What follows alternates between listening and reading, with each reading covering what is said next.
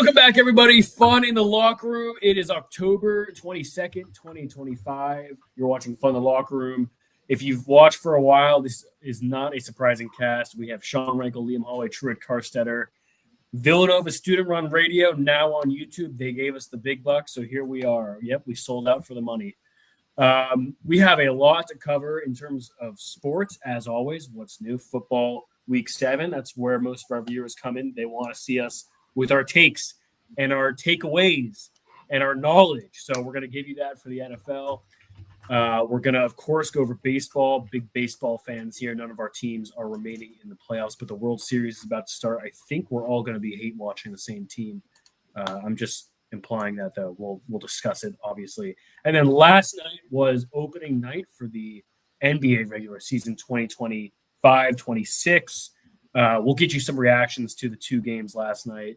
Unfortunately, we're not going to have enough time. I wish we did. We're not going to have enough time to get into our NBA predictions because we go ham on those.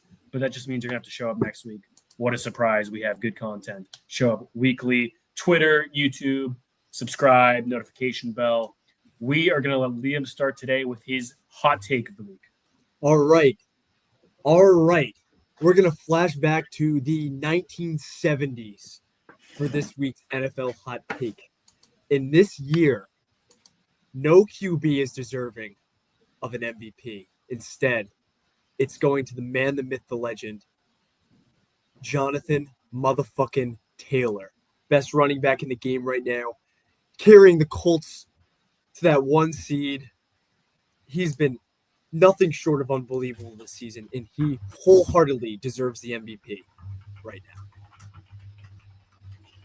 He deserves it over his quarterback in there, and he's the big reason why Daniel Jones is looking this good. When you can run the ball like that, and you can just let him sit back there and pick apart a defense with like 8 men in the box and 3 guys playing secondary because you're scared of Jonathan Taylor's running ability, it is so easy. And you're right, Liam. Jonathan Taylor down year last year. People were concerned about him with I can't remember who else the running back there who started off pretty well last year, but he's come out strong this year, and it is a nightmare. Like if you're playing him in fantasy, you're getting a loss that week. Like Jonathan Taylor's a real deal, and yes, I would almost argue he's having a bigger impact on the team this year than Saquon did last year. And Jonathan Taylor might be the first non-quarterback in a while to win actual MVP. Liam, I think you have a phenomenal take. I did just pull the Vegas odds. Don't know if you've looked at them. I think that these Vegas odds are, sorry, YouTube, I think they're bullshit because there's 10 quarterbacks listed, and then 13 quarterbacks listed, then you get to Jonathan Taylor. What? Yeah. It's Mahomes, Allen, Drake May, Baker, Stafford, Goff, Dak, Daniel Jones, Jordan Love, Lamar, Darnold, Hurts, Herbert, Jonathan Taylor. I think that's complete horseshit because I completely agree with you. He's the engine that gets that team going. And when you're 6-1, that really helps your case too. I haven't seen a guy, well, Saquon last year, but JT, I think he's had 2 games this season of 3 touchdowns, which is absurd because the first game he probably could have had 7 if they kept him in the game and didn't take him out. The dude is unreal. I think he's got like 10 touchdowns on the year already. He's so dominant. And that offense with Tyler Warren, those receivers they have, I think the Colts are the real deal. And JT, he deserves some hardware for sure. I think this MVP system is a little outdated because Liam, maybe this will warm your heart a little bit. Jonathan Taylor minus 140 for Offensive Player of the Year. He deserves something. But I mean, discussion for another time. Why is the MVP always a quarterback award? Rest my case there. Fair enough. I will give a different guy who I think should win MVP at this point in the season. He's not being talked about enough, and I hate to say it. It is the Cowboys and Dak Prescott. Dak Prescott is playing out of his mind. This defense is in Green Bay. This defense has nobody left on this team, and Dak Prescott is somehow willing this team to put up ridiculous scores. In his past 4 games, the Cowboys have put up 40, 37, 30, and 44, and he has had 3+ touchdowns in each of those games. Wow. He is absolutely on a tear. Him and CeeDee Lamb missed 3 of those games. George Pickett and Dak Prescott put up these numbers. I hate to say it, and I will forever still think that Dak Prescott can't win the big one, but the numbers he's putting up right now are undeniable. And if his defense was anywhere near good, he'd be the front runner for MVP right now. 100% agree with you, Rank. That it's a very good offense. CD, I'm really happy to see Pickens come into his own. Shout out Javonte Williams, who just by far and away his best year of his career. And unfortunately, with how old Dak is, how many years of this does he have left? Probably just going to remember his career as just a guy that was either injured when he had a good defense or just never had a good defense around him. I mean, he's been nothing short of unreal this year. We watched that Packers game. My God. He silenced Micah in the homecoming. He delivered absolute Dak shots to the Commanders' defense this past week. Destroyed them. I don't know, Rank. If JT doesn't win it, I could see a little MVD coming his way, If you just watched like the Cowboys when they were on offense, you wouldn't believe that they're 3-3-1.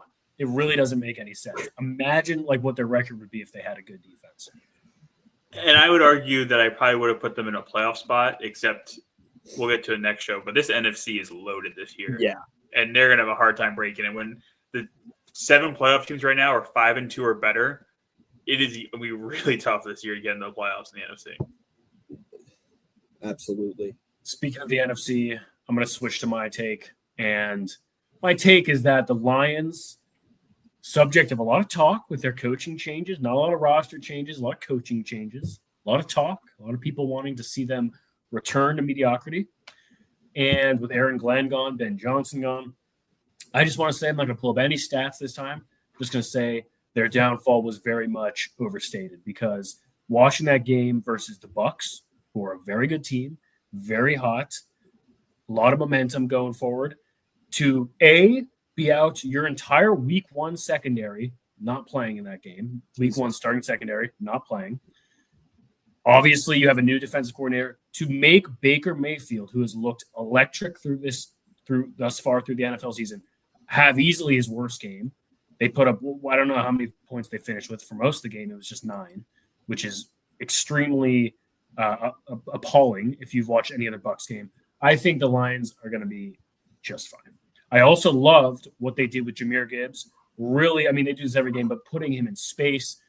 Let's not complicate the game. Let's simplify it. Get the ball to our playmaker in space. Let him make the play. They do that very well. I think they're going to be just fine. I completely agree, True. You know what I love about the Lions is they play for each other. They had one play. This stuck out to me. It was like a wide receiver run. Amon-Ra had the ball pitched to the Gibbs, and Amon-Ra came in as Gibbs was getting tackled and pushed him for a first down. You never see wide receivers doing that. You saw Penei Sewell lead blocker for a huge run. It was just, man, this team plays for each other. They're going to be scary come playoff time. You're so right, Truitt. I think, yes, they're going to be fine. They're going to make the playoffs probably. But I do think they're still a step back when they were last year. I think their ceiling's a little lower based on it. But, yes, they are still a very good team. Jared Goff is still a great quarterback. Amon-Ra is still a great wide receiver. They have probably still the best running back duo in the league. Jahmyr Gibbs could be a top 3 running back in the league by himself.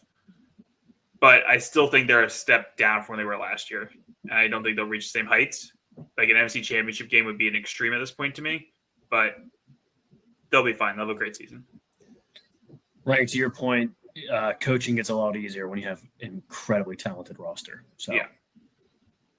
Ceiling is where shout out to whoever the GM is in Detroit because Dan Campbell gets all love, but whoever put this team together is crazy.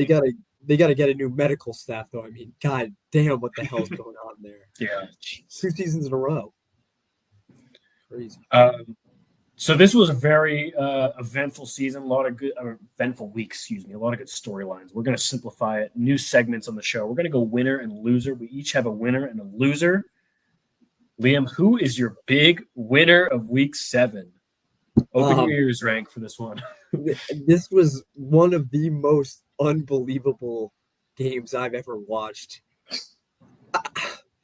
What the Broncos did in that fourth quarter was nothing short of magic. And Rank, I'm sorry, I'm not picking on you. That was like it was the craziest end of the game I've ever seen in my life. They were down 18 points, 6 minutes left, and somehow won. Now, Rank, I know initial reaction, you said, it's not on Dayball. Dude, if I were a Giants fan, I'd be showing up at his front door. That's all I'm going to say. That's inexcusable to choke that away. And the Giants played so great.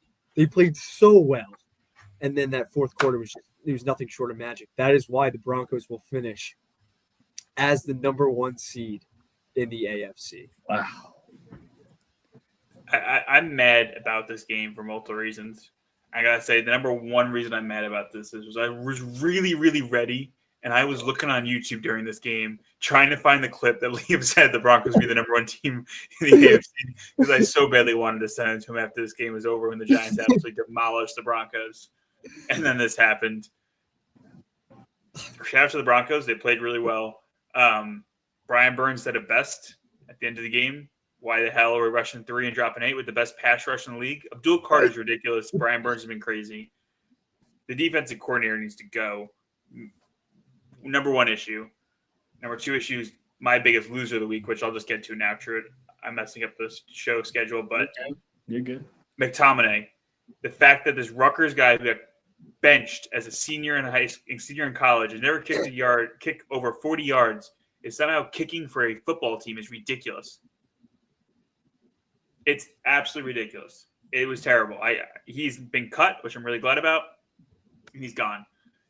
To answer your question, Liam, the reason why I don't want to blame Dayball and I want Dayball back is because watching him get creative with Jackson Dart offense this week, he did like that fake Statue of Liberty play with Cam Skyboo and Dart. Like, they're showing the side of Dayball that was with Josh Allen and Buffalo.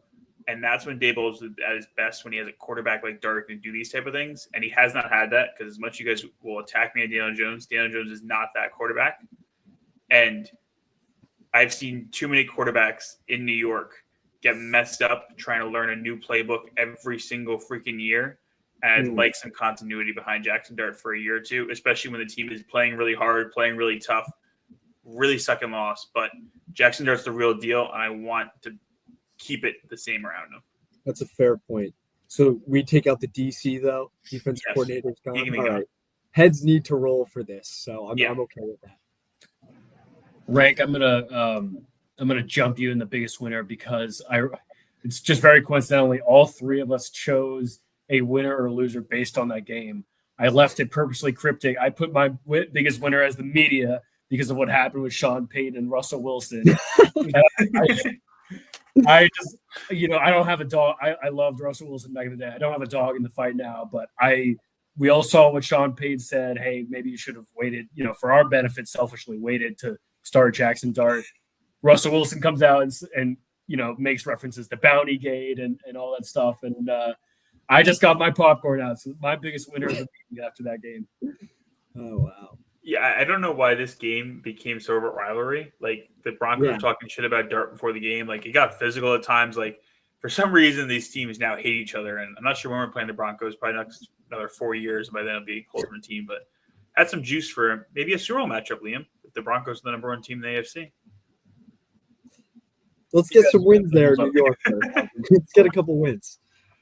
My winner of the week is the Los Angeles Rams. And I know, Truett, you hate them, and at times you probably ripped them off like last week when you guys said the Seahawks are better than them. But this Rams team, even without Puka Nacua, showed how good Matthew Stafford and just how good Sean McVay is around this offense. And they went into London, having been there for less than 24 hours, and absolutely dominated the Jacksonville Jaguars. Ridiculous. 2 teams going in opposite directions, and this Rams team is, in my opinion, the best team in the NFC right now. Wow. Most complete team. They've got everything. They got a running back. They got wide receivers. They got a quarterback. Defense is playing great. There's not many holes in this team that you can exploit. And Sean McVay, we've seen him do it time and time again. He's a great coach. I'll give you this, Rank. They did it all without Puka, too. Yeah. Wide receiver 1. When he comes back, I don't think it's crazy to say they have the best offense in the NFL. If Puka's sitting out meant that they had to unlock Devontae Adams, I think they'll take that, because he looked amazing. Looked like Devontae Adams of Green Bay, dare I say. Um, I didn't think this was going to be a great division, but you got 3 teams that are 5-2 now. This is going to be a great finish to the division. I don't want to spend too much time on it, but Rank, you kind of hinted at a team going the other direction.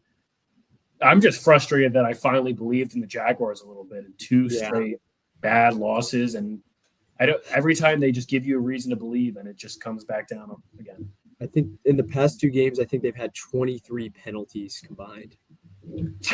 What was my word on that show? Fraudulent. This team was freaking fraudulent. Yes, and this is what has been proved the past 2 weeks. All right. He did say that. Opposite directions in that game also. The Chiefs have been on the rise, and Yes. the Jaguars have fallen off. 100%. That was a good old-fashioned ass whooping. True, you want to Yeah. hit on that for biggest loser? Yeah, so I was between 2 teams here. I thought about going with the Dolphins because of just a horrible performance that they put up against the Browns, but I think we kind of knew 2 was not the answer, and we knew that team's falling apart. I went with the Raiders because the Raiders were a newly formed team in some respects with Pete Carroll, Geno, Genti, and they had one of the worst losses that probably ever happened in the National Football League to the Chiefs. Granted, the Chiefs are a very good team, but to get completely shut out, division rival, Geno is clearly showing that he's not the answer. Genti, as good as he can be without a good O-line, it's going to be tough. Just really bad decision. I don't know if you guys saw that it was 2 minutes and 30 seconds left and they let the Chiefs kneel the ball. Yeah. I mean, has that ever happened? And then my last point is our good friend Daniel Jeremiah at NFL Network. I saw this tweet that he put out. He watched every play of the Raiders offense, just one time through, like no interruption, just every play. It took him 4 minutes and 44 seconds for an entire football game. I think our intern came up with the best stat of this game, and it's me for the show. The Raiders offense ran 30 plays, and the Chiefs offense had 30 first downs. Wow. That's crazy. That's why they're my loser, because I think they've already decided that this experiment they tried, they're back to the drawing board. Yeah. Geno Shout out Smith to is not running back this year. shout out to Charmin for sponsoring the Raiders offense this week. Ultra soft. Agreed. Yeah, got to clean up that shit there, man. Speaking of shit, Your loser. Yeah. Speaking of shit, Frankel said it last week. He predicted that a team would go winless this year, and you know what? It's looking like it may be true. My biggest loser of the week is the Jets fandom. I think it's good and dead. I don't know if you guys saw that clip.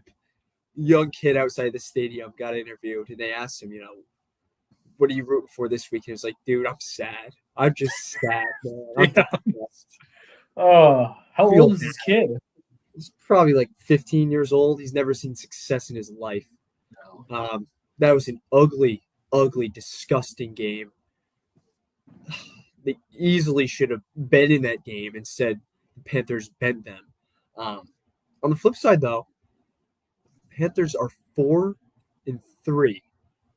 Who would have thought that before the season started? Well, this guy. Panthers are making the playoffs this year. Let's ride. I gotta say, you got to give Dowdle the ball. I don't know what happened. We got 2 ranks. That's better than one. What? 2. Dowdle has 2 monster games, and then they try to split carries with Dowdle and Hubbard. I don't know if you guys saw this. And apparently, they were like interviewing other teams on how they split their workload between running backs. They actually reached out to other teams like, hey, how do you do your running back by committee? Come on, man. What's the goddamn film? Free my man Dowdle. Free him.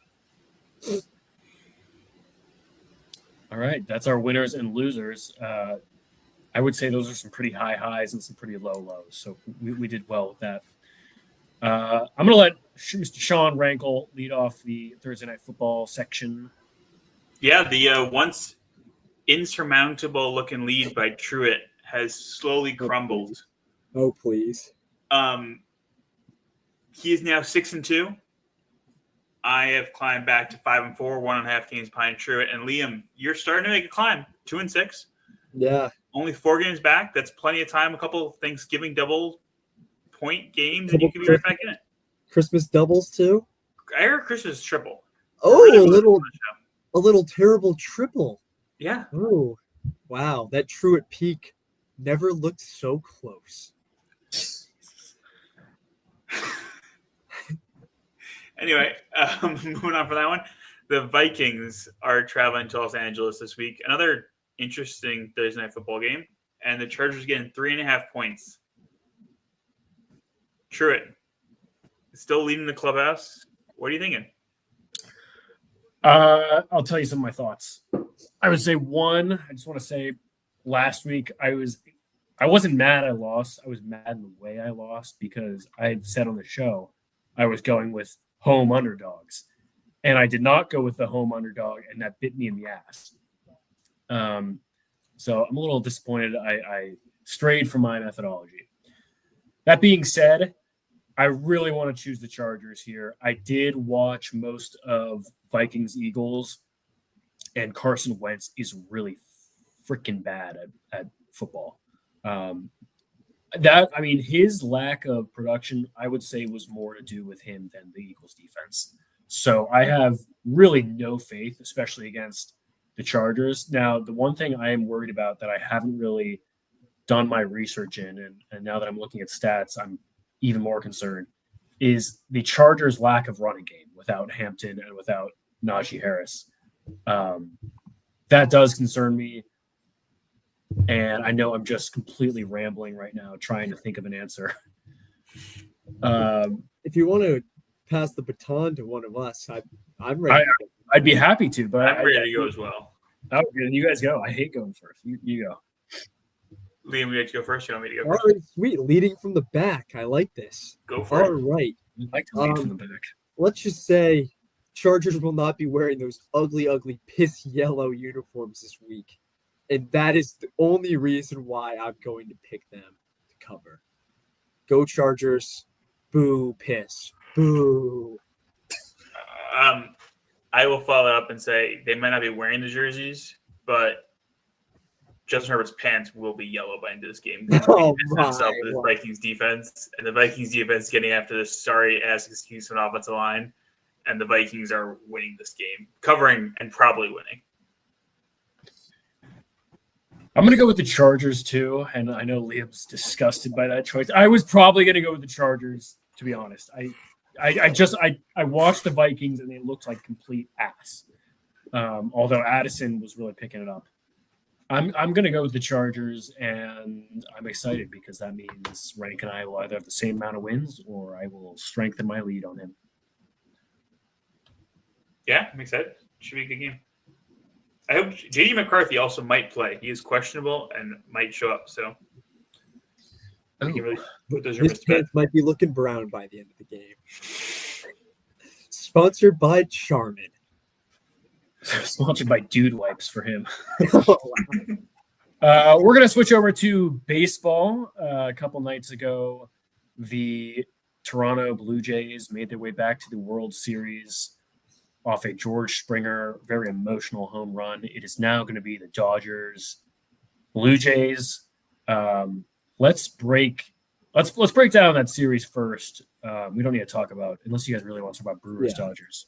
Let's break down the Mariners, Blue Jays. That was a great series.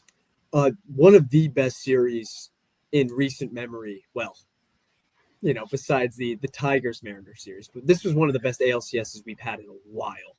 That Springer home run was unreal. The game before, what was it? Dumpy and Vino getting it done in Seattle. That was unreal. Just great vibes from the series. Couldn't have asked for a better Game 7. You know what really pissed me off, though? Seeing Max Scherzer dominate and then Chris Bassett fucking dominating. Two guys that just former Met. Both of them actually shit the bed against you. I knew Scherzer. I think you knew the answer to that question. That being said, this is the most un-American World Series of all time, with the teams being Canada versus Japan. So we don't really win here. Yeah, that's all I gotta say.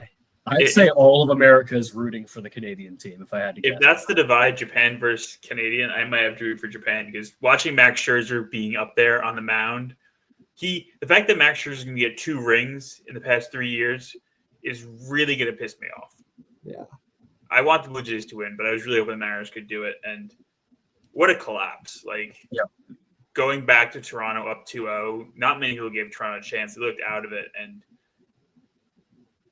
credit to Toronto, they just fought their way back into it. But Cal Raleigh put up a great postseason. Julio Rodriguez was kind of a little afterthought. He didn't have a great series, I feel like. No, neither did Randy. Neither did Randy. Really bad postseason. Eugenio and Dumpy kind of carried them, but you need Julio Rodriguez to step up in situations for a team that I think they're the only team in baseball who's never been to the World Series. Yeah. And that's true. I would. Sorry, Rick. You go. Yeah. I just wanted to go what you guys thought. I was personally pushing for the Mariners. I feel like they have a very complete offense that could have actually given the Dodgers pitching maybe some difficulties. But yeah, just a complete collapse. I don't know. I'd love to ask you guys how much you think the manager is responsible for some of these late game collapses for the Mariners. I don't know. I feel like when it comes down to it, in games like this, unless it's an egregious mistake, it's on the players. Like that Springer home run, fuck you gonna do about that? The dude is now, I think, 4th all time in postseason home runs ever. I mean, he's got the clutch gene interwoven. Like, man, it sucks because I think were we all rooting for the Mariners in this one? Yeah, I was. Yeah, I just really liked the team. I really did. Jumpy after the game, crying, man. It was sad. True. To answer your question, I feel like if you're a Mariner, it depends on. I don't know Mariners pitching staff well enough to know who they're putting in these situations, but I can tell you as a Mets fan, there'd be multiple guys who, if they threw in a situation like this down or up in late games, I'd be pissed off. So there are definitely probably people in Seattle pissed off about their pitching decisions, as there would be in any other town and any other city. And in that aspect, if they did put in bad pitchers who have not been good in certain situations, then yes, it's on the manager. Because the biggest thing in my mind as a manager is you need to know when to use your bullpen. That's probably the most important piece as a manager, that and setting your lineup daily. And that can really affect these late game situations. Yeah, Rank, I think you got it perfectly. I'm not going to claim to be an expert on the Mariners on who their best pitchers are, but from what I've seen from Mariners fans online, it does seem like there was some issues and some disdain towards who went in, who got pulled at what time, and they as soon as that home run happened, they showed Brian Wu, who was it was his runners that were left there, and maybe he gets out of that jam. Who knows? But yeah. Very unfortunate. Do you bring in their closer Munoz earlier? I don't know. I probably would have. Yeah. If they were up, it was going to. You can make your closer pitch a 5-out save in Game 7 of the ALCS when not only is it like win or go home, but even if you win, they've been off since Monday, so there's like 4 days off that you can rest and recover. Like exactly. Your closer better pitch 2 freaking innings in a game like that when you're up.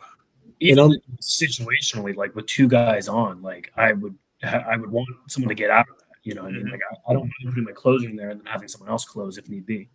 Yeah. On the flip side, the Blue Jays closer, he pitched 35 pitches in Game 6, came out Game 7 was absolute fucking nails. Struck out the side. It was unreal. Is that guy Hoffman? Yeah. That was him. Slider away. Had J-Watt in his pants. My God. They were swinging in air. It was impressive. I was really hoping he'd fuck up, but he did not. Yeah, we just needed one more batter to get back to Dumpy. Yeah. Julio Rodriguez just crapped his pants again. Yeah. We do have to move forward, though, and we do have to talk about the series that starts tomorrow. No, excuse me, October 24th. It will be in Toronto. Somebody walk us through, what are the keys here that we have to watch as fans? The number one key is the Brewers scored 4 runs in the series. And that is the number one key. You need to get after these pitchers. You need to have long at bats. You need to score some runs. You need to get to the Dodgers bullpen. If the Blue Jays cannot get to the Dodgers bullpen in like the 6th, 7th, 8th inning, they're lost. If these starters can pitch 7, 8 innings every single day, it's series is over. We shouldn't even watch. It's a sweep. It's a true David versus Goliath. I think the Blue Jays were picked to finish last in their division.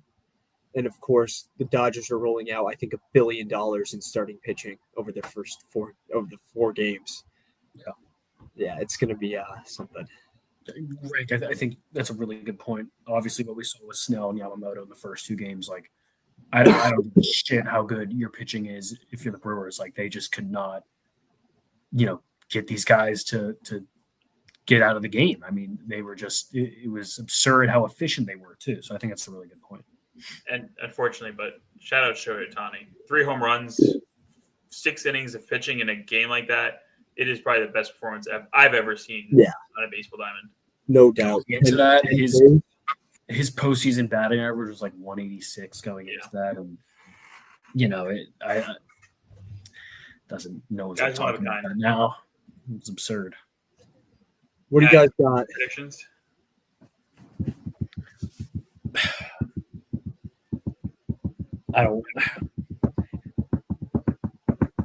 What I think's going to happen? Is that what you're asking? I think we all know what we want to happen. I'm going to go with Dodgers in 6. Wow. I don't want it to happen. I'm honestly speaking it out there, so hopefully I can be wrong. True. I'm surprised you went that many games. Oh, geez. I thought about 5. I'm leaning toward Dodgers in 5, unfortunately. I am the passionate fan in this room, I guess. Yes. Good. Thank you, Rank. Blue Jays in 6. Game 7 is screwed. They can win Game 6 in Toronto and win the series. Wow. Rank, what you have going for you, I saw this today. Every time the teams in the CLS, if one sweeps and the other wins in 7, the team that wins in 7 is always won. Really? Yes. Maybe I'll go sprinkle some money on the Jays World Series. What'd you say, Rank? Sprinkle some money on a Jays World Series win right now. Maybe Jays in 6, just get it exactly right. We do not condone betting, but the Jays are, I believe, plus 200 to win this series. So, what are their odds on Game 1? Do you know? I don't condone gambling. Sorry. I think Game 1, Blue Jays plus 129. They're rolling out. I'm assuming is it Snell, and then who do you think the Blue Jays are rolling out? I don't know. It's not been announced yet. Is that enough time to get back to your ace? It's like 4 days, 3 days. I don't even know when their ace pitched. I think your Savage is pitching for the Jays. I believe so. I saw that today.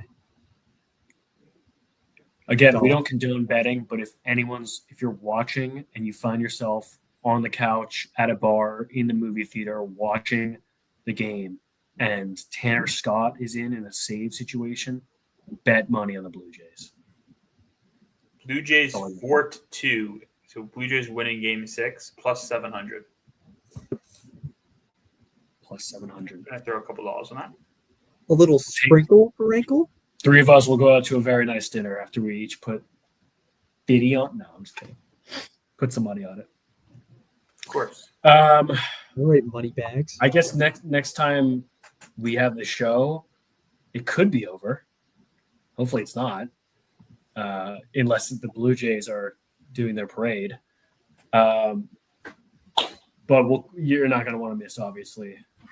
Last section of the day, we wish we could get into this in more depth, but unfortunately, there's only so many hours in the day. We do have the NBA opening night was last night. My Thunder did raise their banner, got their rings. Very emotional game versus the Rockets. What did you guys take away from that first game? You guys should sign Reed Shepherd to a long-term deal after that performance now. But all jokes aside, I think Shea had 3 points at half. So finished with 35. This was one of the best opening night games that we've seen in a while. and Shea completely showed why he was the MVP and Finals MVP last season. I will take the opposite side of this, and I think the Rockets came out and really proved that last year was not a mirage, and this team with Kevin Durant added on to this team is going to be a top 4 team in the West and will be competing for a title this year. He really added an extra dimension to this team. Sengun dropped almost 40. That's absolutely ridiculous. And this team is the real deal. And they were missing that score, and now they have him. Right. I want to expand on that a little bit. They looked extremely good. And I think, honestly, like, this is just a better makeup of the team. You don't have to, have the, obligation to entertain Jalen Green as a centerpiece of this franchise. And, we just got to talk about their freaking lineup. You have Amen Thompson and then 4 guys over 6'10", which is they were berating us on the rebounds. Even when we're starting Chet and Hartenstein, we were getting out-rebounded so badly. Steven Adams, Sengun, Jabari Smith, all guys that can get rebounds. The other thing I noticed is that I thought it was really interesting, and we kind of saw this last year when they played the Warriors. They didn't really have that go-to guy in the clutch moments to take the shots. It was kind of rotating between Jalen Green, Sengun, and Thompson. Even last night, I was very intrigued by how clutch time, Amen Thompson, granted he was being efficient, but he was taking a lot of these clutch isolation shots. Sengun, Durant, I think, shot the second most of the starting lineup, and it was only one more than Thompson. It's an interesting dynamic. They're gonna have to play around with it, but it's a good problem to have if you're Ime Udoka, obviously. What is that for? Reed Shepherd looking KD off time and time again.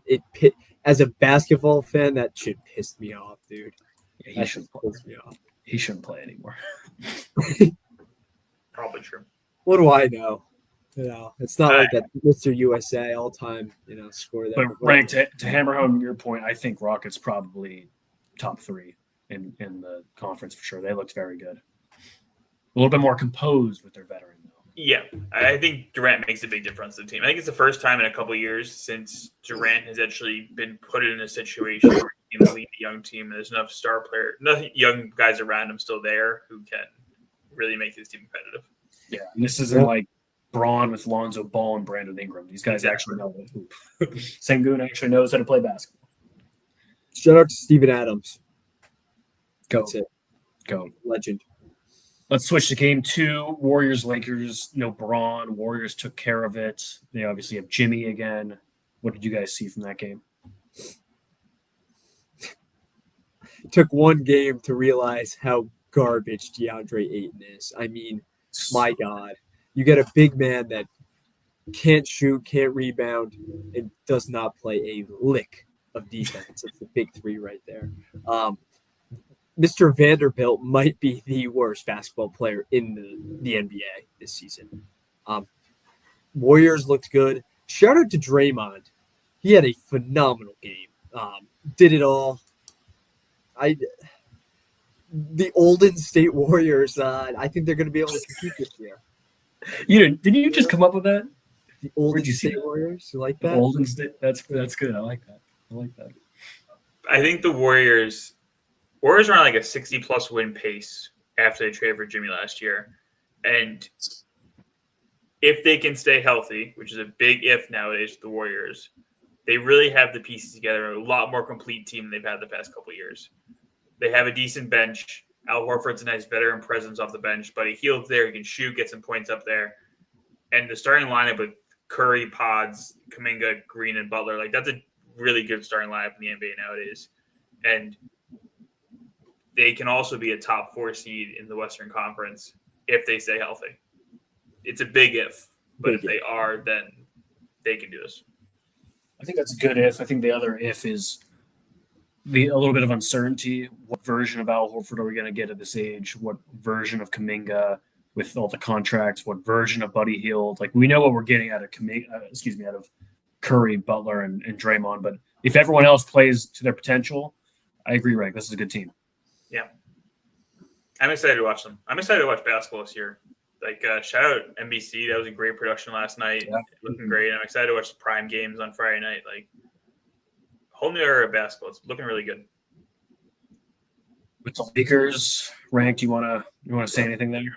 Yeah, there was a report came out about your guy Russell Westbrook, saying things about LeBron, and how LeBron was a phony and fake. And what other people have been saying is he wasn't reading his books that he brought into his press conference, and Russell Westbrook seemed to call him out on this, as well as his page one merchant out here. How do you feel about your GOAT talking to your other GOAT? It is kind of like choosing between my children, and my two kids are in a fight right now, and I have to be impartial here. And I mean, I'm not surprised. Russ is the realest motherfucker in the NBA. Like, he will not bullshit you at all. He's going to say how it is, and he's going to tell it to you. I don't know how this report came out, because it's not like they quoted him, but it's not like it was like a video or anything, whatever. Yeah, I mean, LeBron is kind of corny, and he his book thing, and I thought it was a fake article when they brought up him predicting Kobe's 8-point game, because that is such a meme. I'm like, nah, this is a real article. But if it is, I mean, like, someone had to call him out on that too, because that is crazy. My respect for Russ Westbrook has gone through the roof. I love Russ. Let's go Kings. Let Russ go. Rank on all serious notes, though. Some of the things he brought up about on the basketball court, with LeBron publicly supporting Russ, let Russ be Russ, and then there's reports where he silently pushed, to trade for Kyrie after recruiting Russ there. There's stuff like that, which is serious, of course. And I can see why that ruffled his feathers a little bit, because that's the stuff. It is lay GM that we always talk about. Lay GM, we've known it's been true. Yeah, and I think this Lakers team's kind of like a tarnish to his resume, kind of affect what he's done to this Lakers team. 1,000%. I mean, he's been on a minimum contract ever since. Like, I'm not saying he's going to get max again, but I mean, he played with the Clippers at the end of that season and shot 40% from three in the playoffs. No, I'm saying LeBron. LeBron's been tarnished by being with the Lakers, and how this team's been not built, or like him playing GM, bringing these guys in, sending away these great young guys who have turned to really good players around the league, and he's a bunch of old guys playing with him. Yeah, I mean, if he retires like 2 years after they win that bubble ring, I think we look at it. Yeah, very different. I'd agree with you there. Speaking of the current Lakers, though, I very rarely agree with Rank on anything LeBron or Laker related, but I just don't get why LeBron is on a $60 million contract, because it is hurting this team monumentally with the lack of talent they were able to put around. Like, that looked like a horrible team around Luka last night. And Liam hit it on the head. Aiden is really bad. If that's their big splash, like, I don't think it's Rob Pelinka. I think it's the fact that LeBron and Luka are combining for $200 million a year. It's an exaggeration. I feel so bad for Luka, man. I feel so bad for him. I think this might be the year Luka gets his Russ MVP. I don't think so, because this team, I don't see them winning more than 40 games. So that's his Russ MVP. Russ barely won 40 games. And he won 47 and was a 6 seed. This Lakers team is not finishing top 8. I guarantee that. The West is way too good. This team is awful. Let's call it a spade. And let's take a screenshot. I clip it, as the kids say. When LeBron comes back, they're going to be under 500, and they're going to be fighting tooth and nail to finish in the top. How long is LeBron out for? I think it's like 4 weeks, but with a back thing, and it's like nerves in his back.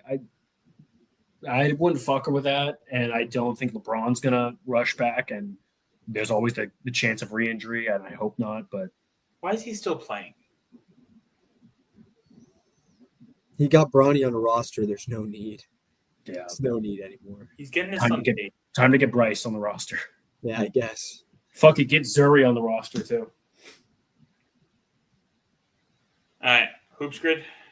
Let's get Savannah on the roster. And any Magic update, Liam? How's the looking? She's on my roster. How's the Magic game looking? 87-87. We got a barn burner in Orlando right now. How much Are you time guys left? playing? It's and almost end of the third. It's an interstate rivalry tonight, fellas. Magic Heat? versus Heat. Nice. Yeah, battle of the Sunshine State. So, shout out to Thomas Casper, who's actually going to be visiting Disney soon. So yeah, Bang! Already started with a bang. Could we get like a Corey Joseph bottom left? Love it. Corey Joe. No, Yeah, 5 no, plus. He didn't Killian play Hayes. 5 with the Kings or the Raptors. Maybe it's with the Pistons. Maybe. Killian Hayes? Great shout. No. Was he drafted after the 10th pick? Ass. Was he high lottery? I don't know. Yes. I got you.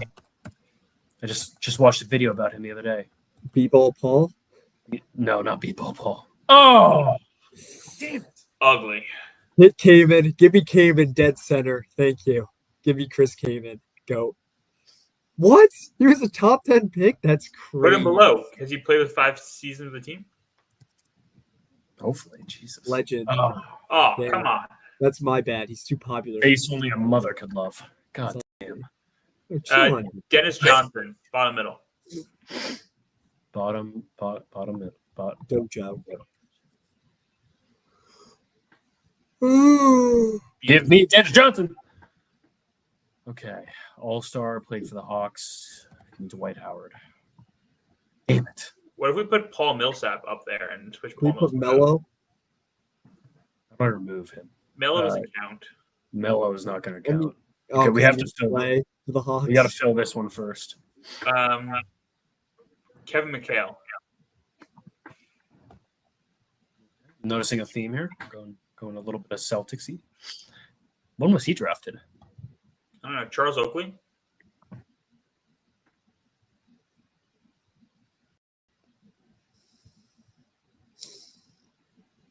Isaiah Thomas. But does he count since he wasn't drafted? Hit it both. He's common. That's Throw Paul crazy. Millsap top middle. See if we get that. Oh, Damn. Is Jeff Teague ever an All-Star? Kyle Korver? He was. He all was 4 of them were an all-star. a Oh, one-timer. fuck. People. People love Uh, Teague Tom. Korver? Corver was. That's going to be high, though. Trying to think of someone that was an all-star and then went to the Hawks afterwards.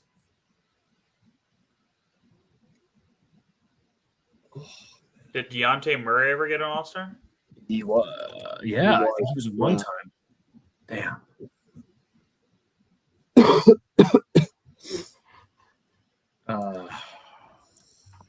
This might not be good. Yeah, that's like.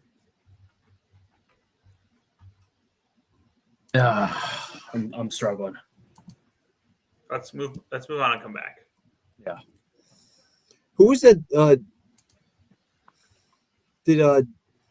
Was Hamidou Diallo drafted by the Pistons, or was he He was not, but he was the Thunder or some other it team? was the Thunder. But it works. Doesn't have to be drafted by the Pistons. Boom. Tony Snell, top left. Oh, great shout. Nice, Frank. Oh, It's my goat, right? why is Shout he out your Big goat? Snell. I just like the guy. He's a good guy. What about DeAndre Hunter for top right? Oh, Ooh. Ew. My bad, guys. He's Oh, good. Top. Ew. Oh, what about Jose Calderon, top right? Didn't he play for the Cavs? yeah, he did. That 1 year when they had that hodgepodge of Derrick Rose and Wade and Isaiah Thomas. Sadiq Bey, top left. Yeah, did shout. Come on. Oh, What? Ew, he looks fat in that. What the fuck? Yeah, wait, what the ew. God damn. What happened to my guy? Uh,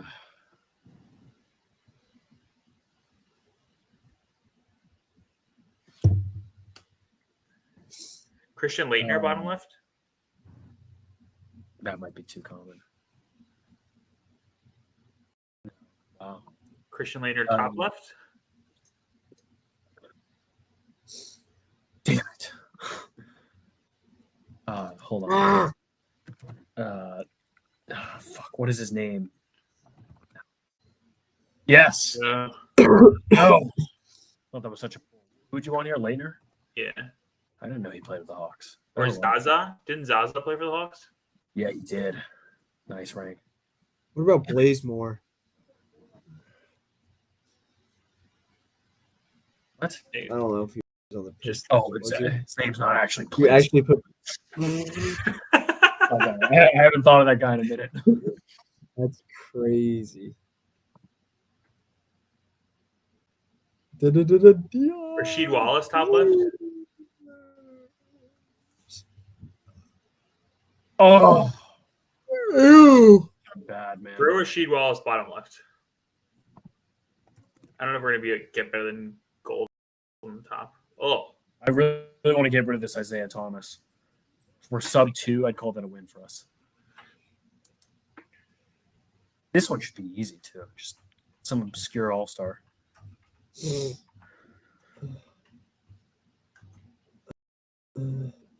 Hey, good take.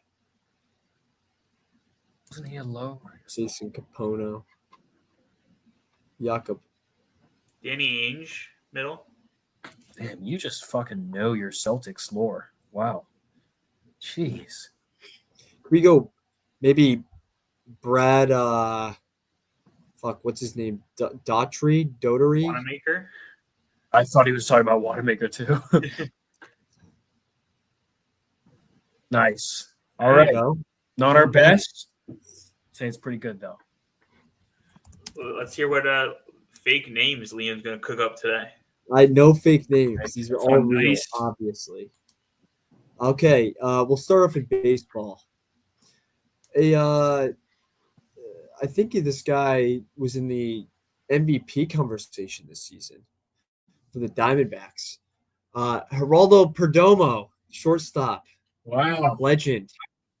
One of Truitt's favorite players, Mr. Corbin Burns, turns 31 today. Shout out. Yep. Shout out to Corbin. One of Rank's favorite players. Now, this is an ex-Met. Also ex-Yankee. Mr. Robinson Cano, the sweetest lefty swing you'll ever see. He turns 43. Pretty sure we're still paying him. Darren O'Day, legendary pitcher for the Orioles, turns 43 as well. One of the best hitters in all time. And if his stats in Japan counted, they say he had over 8,000 career hits. Ichiro Suzuki turns 52 today. Happy birthday, Ichiro. He was out there helping the Mariners out in that bye week time. Yeah, he was like playing. Yeah. What was it, like a scrimmage or something? Yeah, the guy just loves Yeah. baseball. You gotta respect it. Yeah. Cool beans. Going over to basketball. Tony Bobbitt turns 46. Happy birthday to Big Bobbitt. Bobbitt. John Wetzel turns 81. Happy birthday to Wetzel. What's pretzels? And Mr. Brad Stevens. It's 49th birthday today. Happy birthday to Brad. He showed he can coach and he can manage very well. Certainly can. Now, going over football, one of Truitt's favorite players from the season. I dare I say his best fantasy pick, Mr. Travion Henderson. It's his birthday today. Happy birthday to Travion. Sure, you got any words for your boy there? What did you do to Mike Vrabel? What did you do to him? Why wouldn't he play you? World may never know. I'm going to find out. Staying in football, we got a guy named Andrew Crummy. Crummy. Hopefully his play wasn't too crummy. see. That was a interesting name. We got a guy named this Helmut Joder turns 59. Mr. Helmut Joder. Choder For or you, Joder or Choder? Joder. Helmut, first name, last name Joder. Joder. Helmut Joder. Yeah, that's a deep cut right there. Shout out Rank for that deep cut. Sponsored by Supercuts. That's where we get these birthdays. All right. Let's see. We got a guy named Jim Cood. Turns 74. Happy birthday to Mr. Cood. Sweet. Looking good. No shot. Go. We had two great ones in hockey. Mr. Wrong Tugnut turns 58.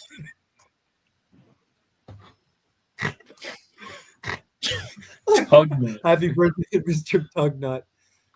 Oh man, that's he's awesome. a real player. Yeah. Is he? Yeah, of course, right? Yeah. All these guys are real players. I don't know what you're getting into there. And He played for lots of different teams.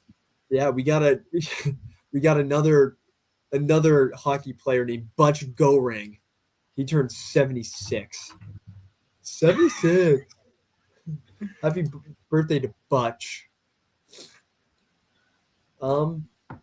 Yeah, it's looking good. We'll see if we get any lacrosse.